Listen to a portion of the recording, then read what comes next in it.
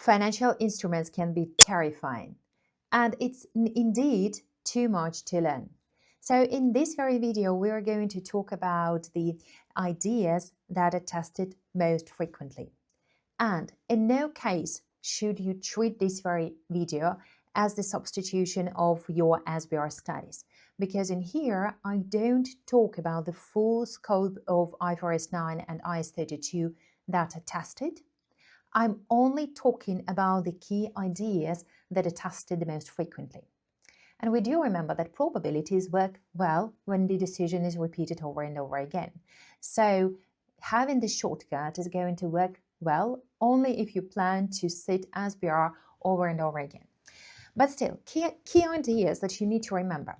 We are going to use IAS 32 standard when we need to decide on what line to use.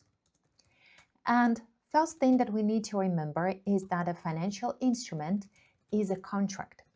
Financial instrument is a contract that gives rise to a financial asset of one entity and equity or financial liability of the other.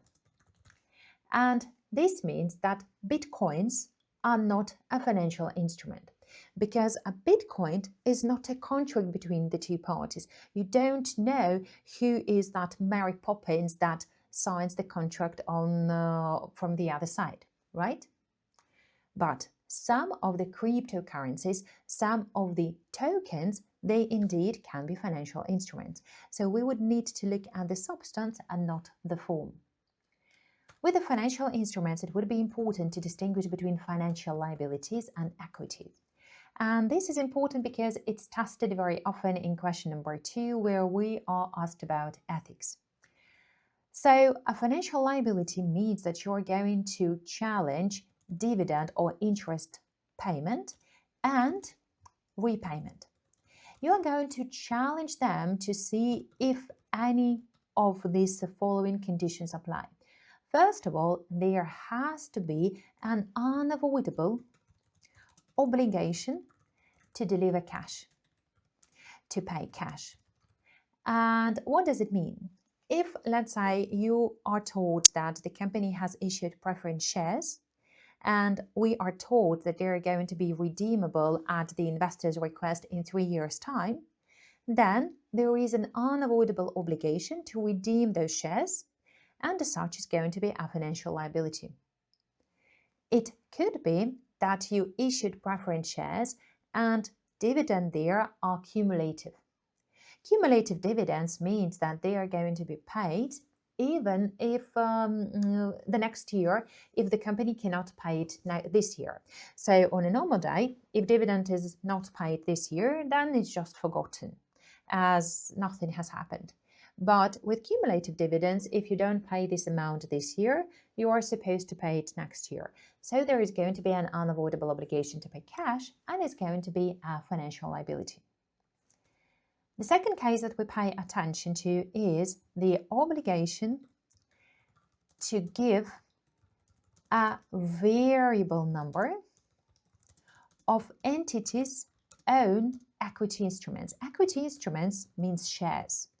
And variable number means that they are shares worth $3 million, not 3 million shares, but $3 million worth of shares. So sometimes it can be 1 million, it can be 2 million shares, and so on, depending on the market price of those. And this variable number of entity-owned equity instrument is going to be a definition of a liability. And as such, you are going to look at the substance over the form. We are not going to discuss the definition of financial asset, or we are not going to discuss about anything about the definition of financial of equity. But what we need to discuss is the initial recognition. The initial recognition is going to happen at fair value. Initial recognition. So what does it mean? It means that if, let's say, you issued loans, you are going to give cash, right? So you gave a loan to someone, and the cash is going to be in the amount of 10,000. The financial asset that you are going to recognize is going to be recognized at fair value. So this is what you have to say, and you need to know how it's calculated. This is the present value of future payments, like you calculate lease liability. So you are going to look at what amounts and when are going to be paid, and you're going to discount them. So imagine that it's going to be 9,800. And this means that the balancing figure is going to be gain or loss. In this case, it's loss because it's on credit side, on initial recognition. And this could be for either an asset, financial asset, or a financial liability. So the initial recognition is going to be at fair value always. And on a normal day, we would assume that the cash that was paid or received is fair value. But what are going to be the clues that it's not? The clues would be that there is no interest, that there is a related party, because with the related party, quite often the conditions are different from the market ones. Or you are going to be given maturity date, redemption value, and the effective interest. And that would indicate that probably we need to recalculate the fair value.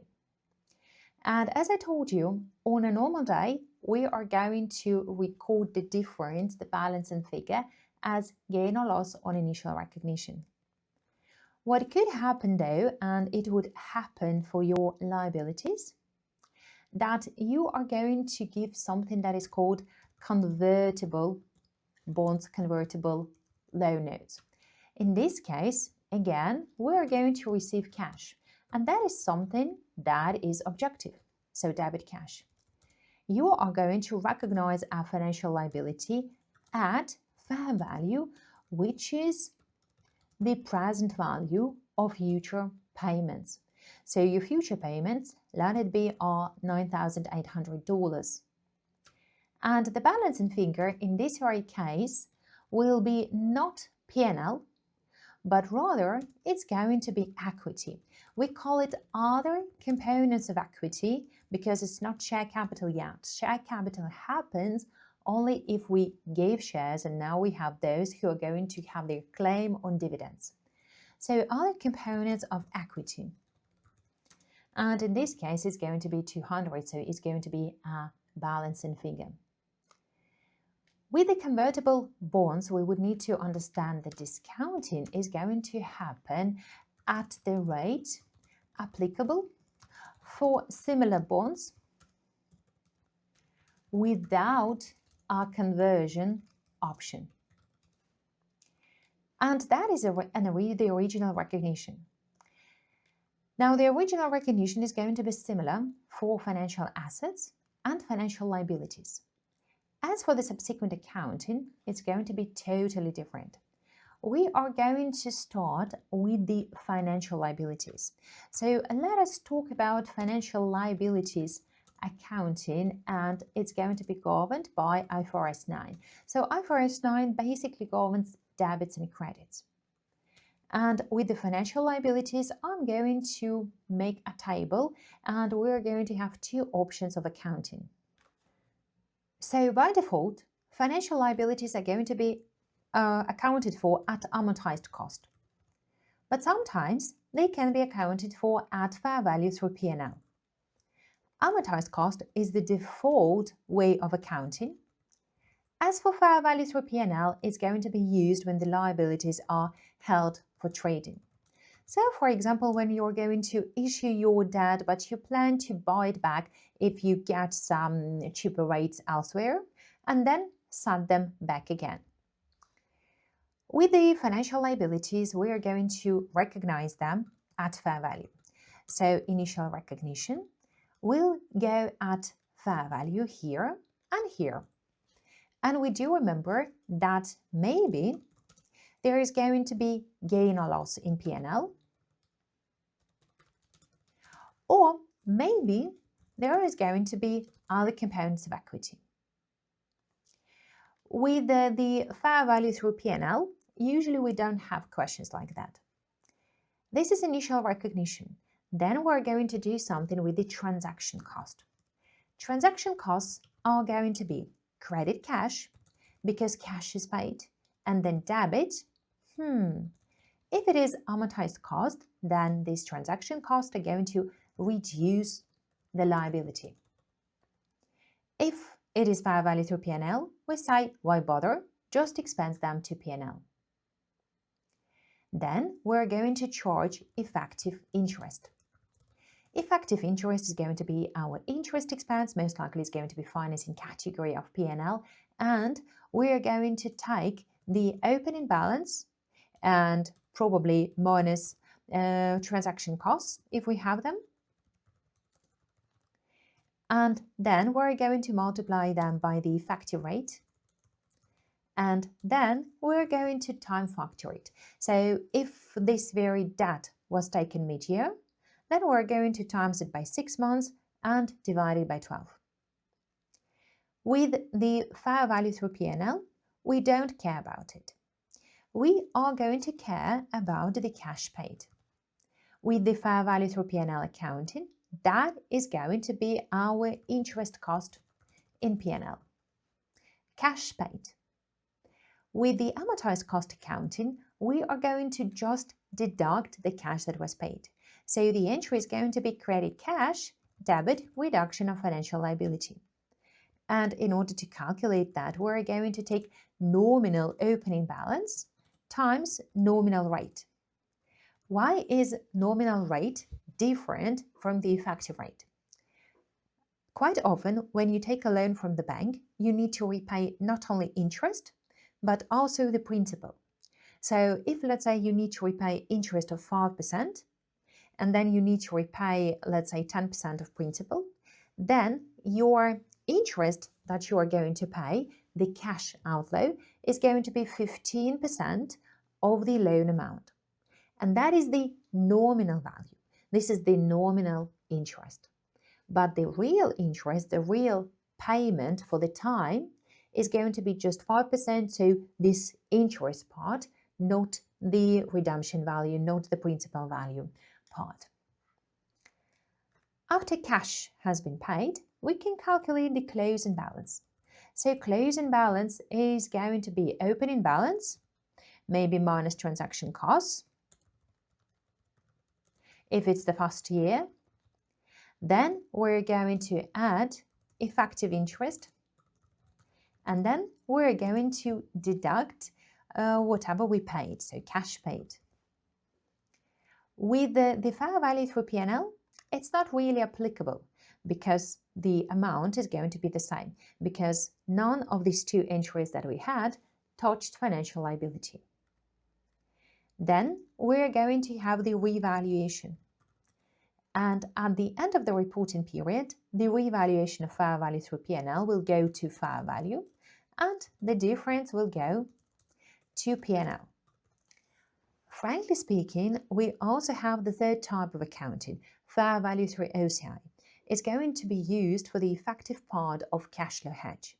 But it's very specific to hedge, so we don't look into it here. But we do pay attention to accounting when we cover hedge accounting. So this is how we account for financial liabilities. With the financial assets, it's a bit more complicated, because there we're going to have investment in equity, so this is like shares bought, and investments in debt. Debt, it's like loans given or bonds purchased. So investments in equity are going to have two types of accounting. In there, we don't have any ability to calculate amortized cost because equity does not promise any cash, so it can't have effective interest. So this is going to be fair value through P&L and fair value through OCI accounting only. And in this very case, we're going to start with the initial recognition at fair value. So everything is the same. So we're going to we are not going to discount anything because it's equity. As for our transaction costs are going to be paid as credit cash, debit, something. And let's see. Fair value through P&L just says, oh, just put it into P&L, don't bother. With the fair value through OCI, we are going to debit OCI. Then we are going to receive dividends. We don't have any effective dividend, effective interest. No, dividends received or not received. And dividends received are going to be recorded as dividend income.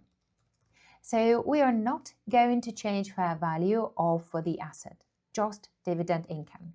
And dividend income, of course, in P&L. In P&L here and in P&L there. After we have recorded different dividend income, we would need to revalue our instruments. They are going to be stated in the same amount as at the start of the year because we haven't touched them throughout the year. So revaluation. Revaluation is going to go to fair value, right? And the difference will go to P&L in the first case. And in the second case, it's going to go to OCI. Now, why do we have two types of accounting? Well, let's insert our line, insert row above, and explain when each of them happens. So fair value through P&L is the default way of accounting. Fair value through OCI, we say that the entity can choose, we are going to choose the option if the entity doesn't plan to dispose them. And we say choose, opt to account using fair value through OCI approach, but actually we have to, because we as people who take SBR have to give our investors the most relevant picture. And fair value through P&L is going to be the most relevant picture when the entity doesn't plan to sell the shares. If the entity doesn't plan to sell the shares, then the accumulated OCI will go to retained earnings on disposal. We say on disposal, and then you say, wait a second, but you said that fair value through OCI is going to be chosen if the entity doesn't plan to sell those shares. Yes, but IFRS has nothing to do with the law. You still can do that. Well, yes, the situation can change, but in order not to stimulate managers to sell long-term assets, to get profits, to get bonuses short-term, the standard IFRS 9 says, no, how about we're going to record all of that, transfer all of that to retained earnings so that it wouldn't affect our major ratios, such as, let's say, net profit margin. So that is what we do with the investments in equity. When we're talking about the investments in debt, like loans given, bonds issued, and so on, in this very case, we're going to get one more method of accounting. So one more method of accounting is going to be called amortized cost. In here, there is going to be no default way of accounting. First of all, we are going to look at cash flow characteristic test, and I'm going to rearrange the columns because it's going to be more logical. And first of all, we are going to use the cash flow characteristics text, and we're going to make sure that this very asset is going to consist, cash flows consist only of interest and principal repayment. Then we are going to look at business model test. Amortized cost is going to be applied when the entity plans to keep to maturity. Fair value through OCI is going to be applied to the instruments that are planned to keep to maturity, but can occasionally be sold.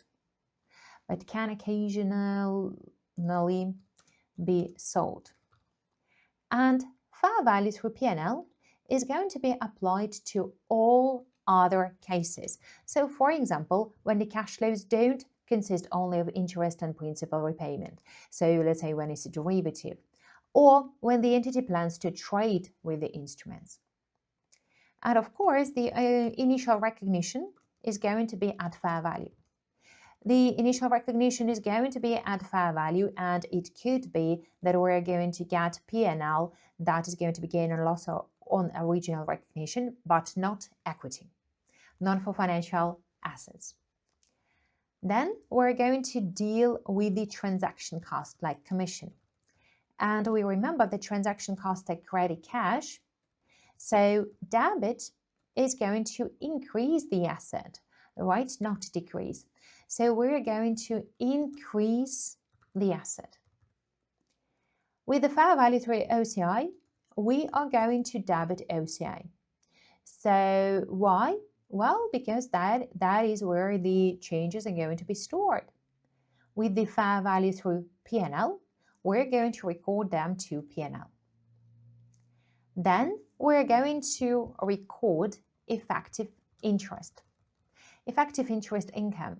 So this is going to be opening balance, maybe minus transaction costs. I will write it here if it's the first year. And that is going to be multiplied by the effective interest. And of course, if this very asset happened mid-year, then we're going to time apportion it by that many months. With the fair value through OCI, it's going to be strange. I'm going to write it. That is going to be strange. We are just going to copy-paste it from amortized cost calculation. Why? Well, because in the end, the instrument that is going to be carried at fair value through OCI is going to be revalued to fair value, with the difference going to OCI. And if next year we would take this fair value, this revalued amount, and would multiply it by the effective interest, then the interest income would be different from amortized cost. And that would be not really relevant to the users. The presentation would not be really fair, because we said that the company maybe plans to keep it to maturity but can sell. And if it's going to keep it to maturity afterwards, then this means that we are going to put different income in the accounts. That is not right. So they say, okay, how about this revaluation is going to happen on kind of like a sub-account, and the interest is going to be the same as you would have calculated for amortized cost. With the P&L, fair value through P&L, we're going to just look at the cash received, and that is going to be our interest income in P&L. And as for the cash received, it's going to be calculated as nominal value times nominal rate. Not opening balance, but the nominal value, and the amount is going to be the same for all three methods. So in here we also have nominal value times nominal rate. And then we're going to have the closing balance. So closing balance is going to be calculated as opening balance plus the effective interest. Maybe opening balance is going to be adjusted for transaction cost minus cash received. And we are going to pre-calculate it for amortized cost and for fair value through OCI. And then for fair value through OCI, we are going to revalue the asset to fair value. And the difference is going to go to OCI. But the difference between this type of assets, investment in debt, and the previous type, investment in equity, is going to be that on disposal of the asset, the accumulated OCI is going to be transferred to P&L, not retained earnings. So it's going to affect our major ratios. With fair value through P&L, we're going to revalue to the fair value, and the difference is going to go to P&L. And finally, for investments that are investments in debt and that are carried at either amortized cost or fair value through OCI, we are going to look at the loss allowance. So it's going to be calculated for the first type of accounting and for the second one, but not for fair value through P&L, because all of the changes in recoverability will be recorded in fair value and already will be transferred to P&L. So these are our accounting principles for our instruments, for financial liabilities, for equity, for investments in equity, for investments in debt. And in the next video, I'm going to talk to you about loss allowance and about hedging. So I will see you next.